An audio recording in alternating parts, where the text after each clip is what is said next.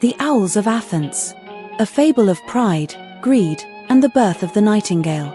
In Athens' golden age, when the city gleamed like polished marble beneath the sun, the owls were not merely symbols of wisdom, they were its voice.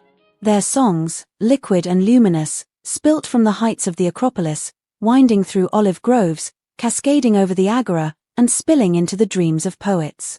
Their music was a gift, as natural as the wind through the cypress trees, and the people loved them for it.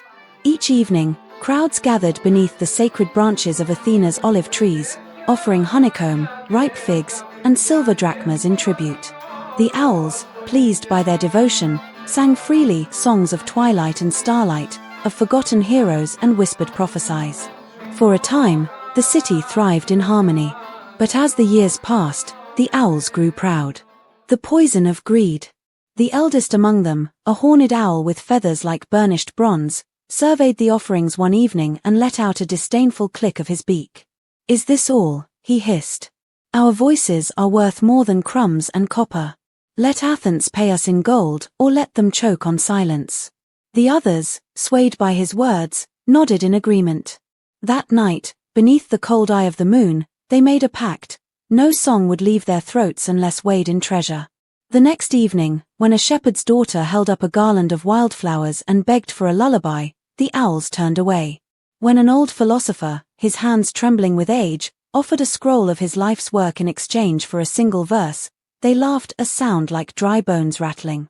Athens held its breath. The people, though heartsick, refused to kneel to extortion.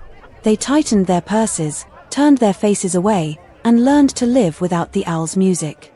But the owls, who had once been adored, now perched in hollow solitude, their silence growing heavier with each passing night. Artemis' decree. High above the city, where the stars burned coldest, Artemis watched. Since the dawn of time, her silver chariot has rolled across the heavens to the rhythm of the owls' hymns. Now, their silence was a wound in the night.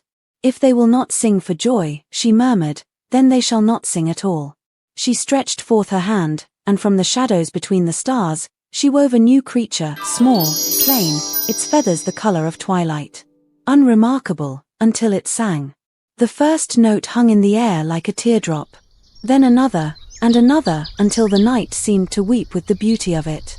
The song was not proud, not demanding. It was a gift, freely given. Artemis named the bird nightingale, and she blessed it to sing only when the owls fell silent, when the moon reigned, and greed slept. The hollowing of the owls. When the nightingale's melody first trembled through the olive groves, the owls burst from their roosts in fury. Who dares take what is ours?" They shrieked, but their voices, once golden, now cracked like splintered wood. Artemis looked down upon them, her gaze as sharp as winter. "You did," she said.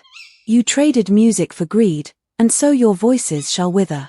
No longer will you sing only question, forever unanswered." And with that, she was gone, leaving only the nightingale's song in her wake. The legacy. To this day, the nightingale sings not for reward, but for love. Its voice is a reminder that art is worthless when bartered, and beauty thrives only when given freely. And the owls?